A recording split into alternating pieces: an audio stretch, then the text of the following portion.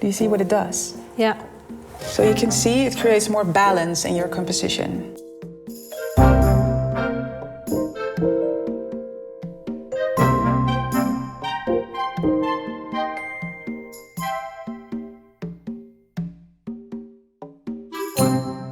Welcome to the second episode of this 6-part mini-series on making a photobook dummy by Rijksmuseum Creative. In this episode, we are going to focus on making a stronger composition by cutting in the photograph, maybe changing it from color to black and white, and mirroring. We're going to do that all, of course, inspired by the Grandmaster, Ed van der Elske. Kathy, we're going to continue today. Can you tell me a little bit about what we did last time? Yes. Last time we made a selection of all the pictures I took in Japan. Well, it's a beautiful selection. I can see it was a quite amazing trip. I feel like I want to go to Japan. Thank you. I'm going to give you a little assignment. So could you pick 3 photographs and maybe put them aside? Yes. This one. This one. Yeah. Okay. So let's make a little bit space.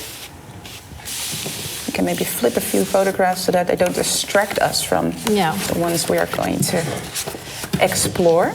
I can already see something we can change, but maybe you can see it yourself as well. Let's start with this one. If you could travel back in time to the moment you were standing there holding your camera, would you change something? Would you do something differently? Yeah, the lines here are a bit confusing. They're not straight.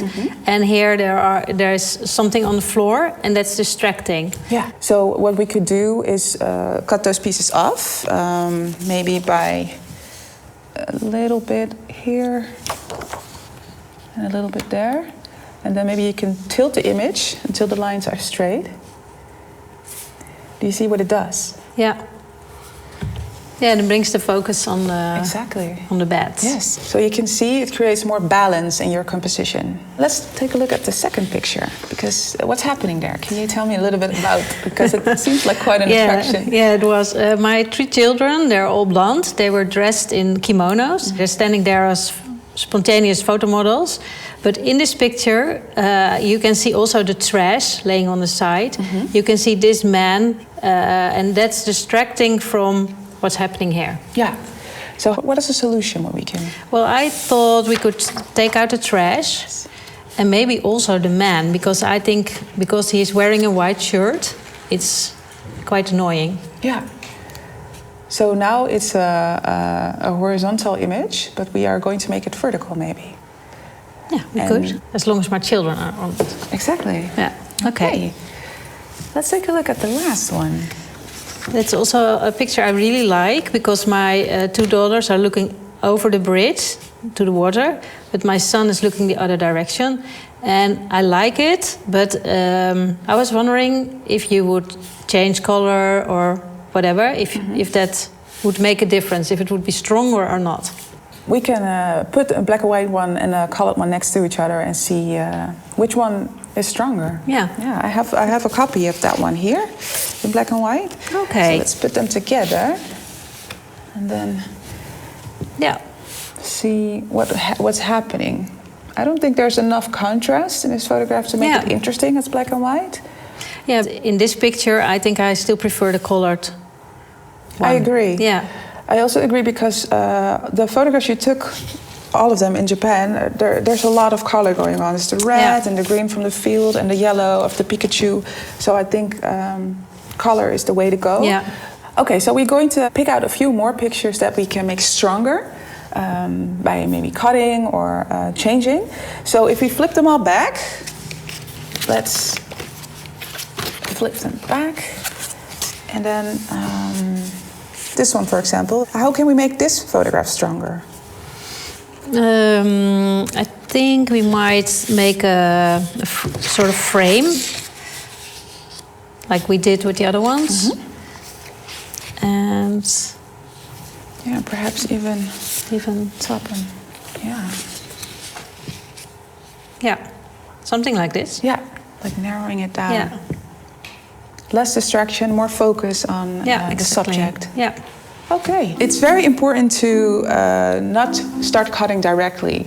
Just as taking a picture, when you hold your camera, it's good to just take in the environment, take a good look, use your eyes. And it's the same for selecting and discovering your pictures.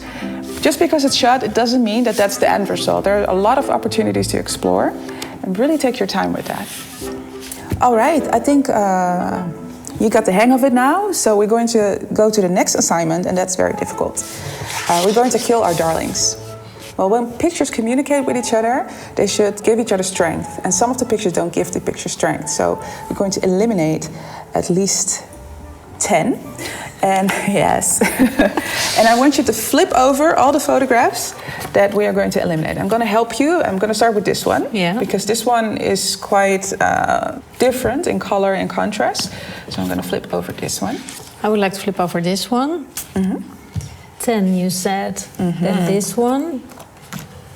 Are you sure about this one? Because yeah, but it's also this and this is also the same. Let's put the three of them on a perhaps pile, and then when we make up the pages, we're going to pick one. This one too. So the process of killing your darlings is really difficult, and I understand that. But it's important to make a strong story for your photo book. And just because we are eliminating pictures doesn't mean that you cannot make another photo book. You can make 10 photo books if you want to. But in this photo book, we're going to focus on one story, and that's why we're eliminating more pictures. Okay. I think we have a good selection to start working on the book. I hope so. We have a little bit of a maybe pile. Let's gather up all the photos that are not going to be in this book.